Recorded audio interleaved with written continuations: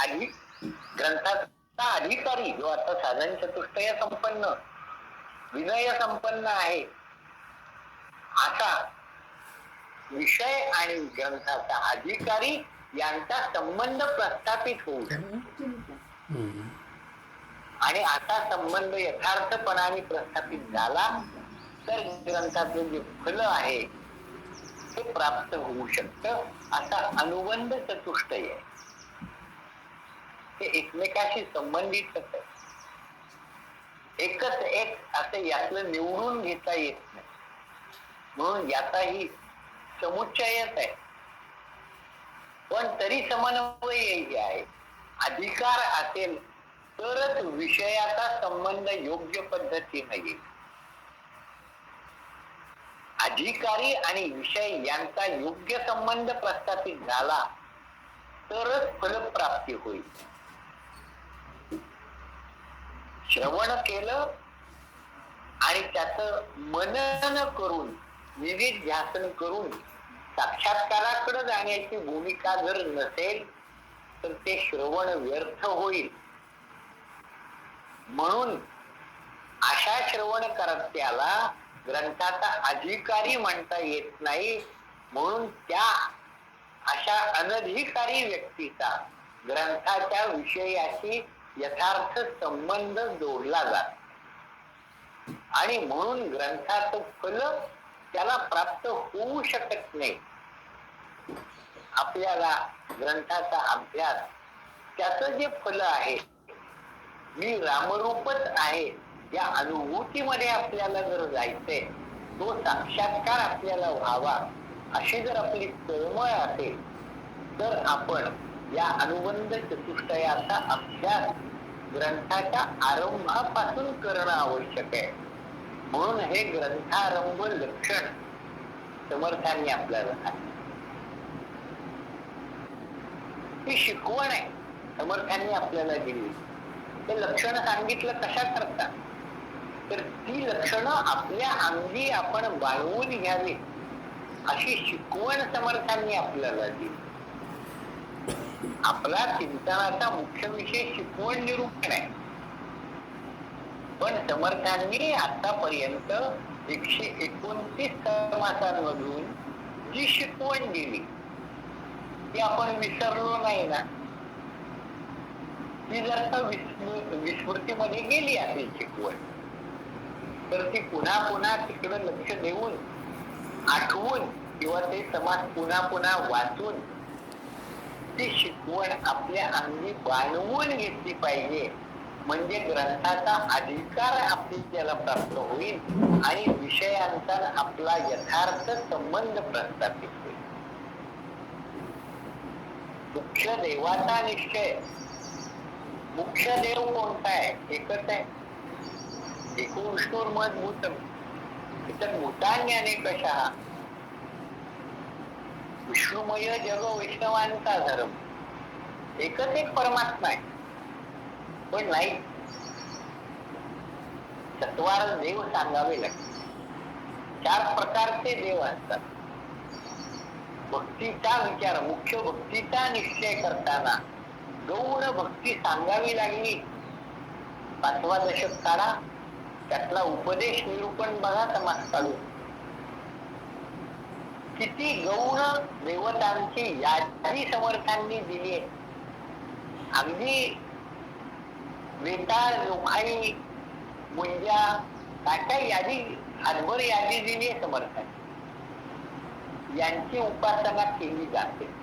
ती करावी म्हणून नाही पण ही गौण उपासना भक्ती म्हणून केली जाते हे ज्ञान असावं.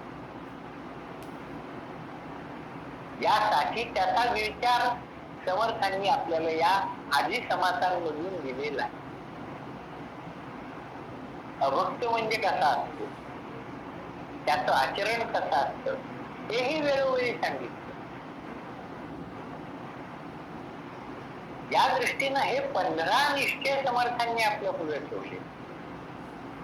देवाचा मुख्य देवाचा निश्चय तो त्याचं विस्ताराने वर्णन करताच येत नाही पण चत्वार देवाचं करता येतं. प्रतिमा देव, धातू पाषाणाचे देव, सद्गुरू देव आणि मुख्य देव वर्गीकरण करून दिलं. या वर्गीकरण जे केलेलं आहे ते कशासाठी केलं? यातून मुख्य देव कोणता याचा निश्चय आपल्याला करायचा.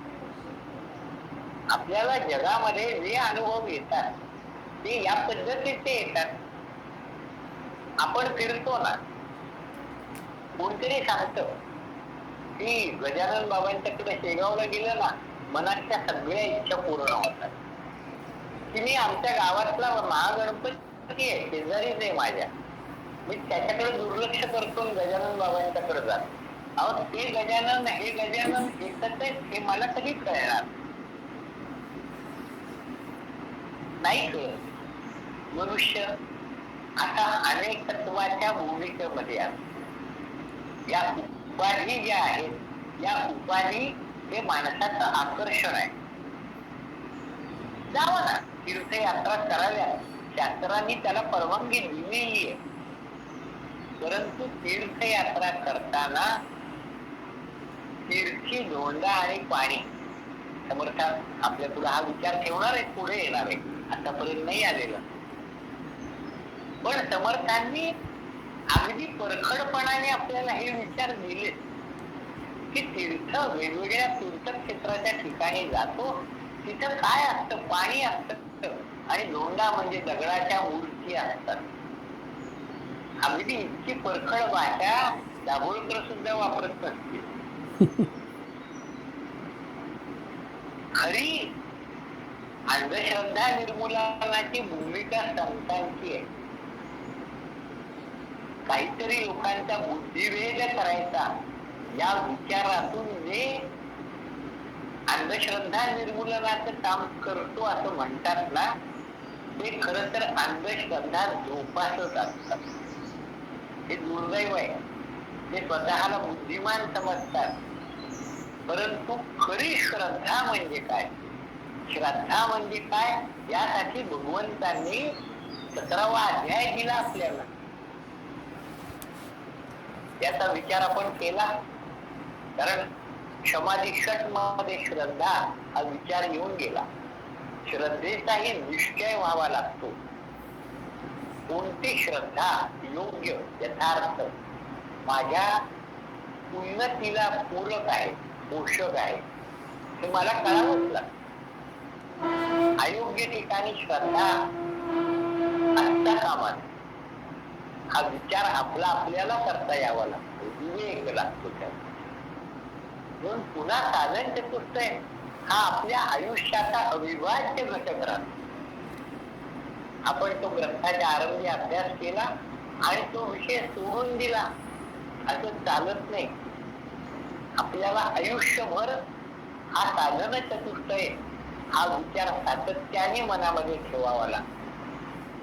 आपण या चौकटीत राहून साधना करतो आहोत ना, ती जर करत असू तर या ग्रंथामध्ये जो निश्चय समर्थांनी 15 निश्चय सांगितले आणि मुख्य निश्चय म्हणून जो सांगितलाय तो देवप्राप्ती. भक्ती सेवे योगी देव निश्चय पावती मानव. भक्तीच्या योगाने निश्चितपणाने मनुष्याला देवप्राप्ती होते हा 16वा निश्चय सांगितला. पण हे आधीचे 15 निश्चय हे नीट अभ्यासले, त्याचा मुख्य भाग आणि गौण भाग हे सर्व अभ्यासावर लागतं. सद्गुरूंचे जे वर्णन आपण श्रुती यासाठी पहिल्यांदा पाहिली की सद्गुरू कसा पाहिजे, श्रोत्री आणि ब्रह्मनिष्ठ. ब्रह्मनिष्ठ असणं हे अगदी सक्तीचं आहे, त्याशिवाय त्यांना सद्गुरू म्हणताच येत नाही. पण तो श्रोत्रिय असला पाहिजे. या सर्व प्रकारचं ज्ञान त्यांच्याजवळ असलं पाहिजे आणि ते यथार्थपणाने योग्य शब्दामध्ये त्यांना ते मांडता आलं पाहिजे. समर्थ सद्गुरू आपण त्यांना सद्गुरू म्हणून त्यांच्या चरणी मस्तक का ठेवतो? कारण ते श्रोत्रिय आहेत. जे निश्चय सांगितले त्याचा सर्वंकष विचार या ग्रंथामध्ये केला गेलेला आहे. गौणत्वाने काय आहे ते सांगितलंय. निश्चयाच्या विरुद्ध संशयाची भूमिका काय असते हेही सांगितलेलं आहे. ते त्यागासाठी सांगितलंय. आपण यापैकी कोणत्या भूमिकेत आहोत का ते तपासण्यासाठी सांगितलंय. पण समर्थ हे श्रोत्रिय आहेत आणि ब्रह्मस्वरूपच आहेत, ब्रह्मनिष्ठच आहेत. आणि म्हणून अशा सद्गुरूंच्याकडे समितपणे पूर्ण समर्पणाच्या भावनेने आपण जावं लागतं. यासाठी या श्रुतीचा आपण आधार घेतला. मुंडकोपनिषदातली श्रुती आहे. तो विचार या संपूर्ण ग्रंथाला लागू आहे.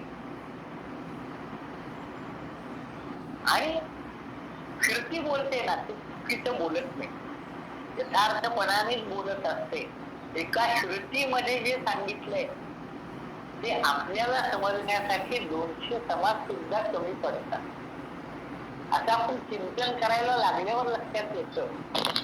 आणि अरे आपण मनुष्य म्हणून खऱ्या अर्थाने ग्रंथाचे अभ्यासू आहोत का, अधिकारी आहोत का,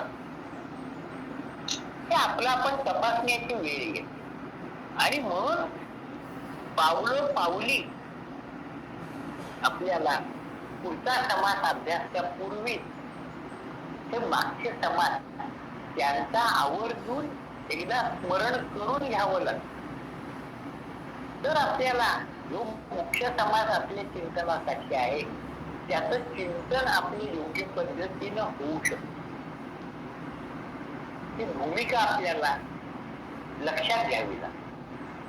आणि या दृष्टीनं ते अनुबंध चतुष्टय आणि साधन चतुष्टय याचा विचार आपण करत आलेलो आहोत. आणि तिथपर्यंत मला आठवतंय, तिथपर्यंत या संदर्भामध्ये जे बोललं गेलं, समर्थांची प्रेरणा जोपर्यंत जितकी मिळत गेली त्यानुसार